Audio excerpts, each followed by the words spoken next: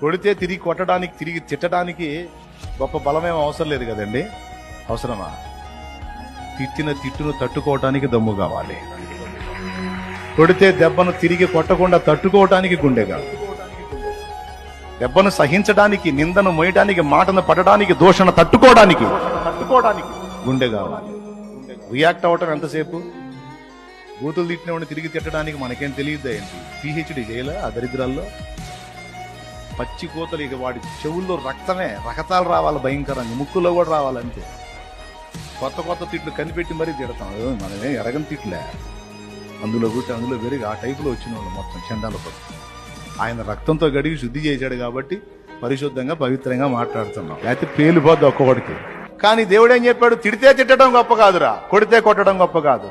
కొట్టిన దెబ్బను, తిట్టిన తిట్టును తట్టుకోవడానికే గుండె కావాలి. వాడే నా బిడ్డ అన్నాడు.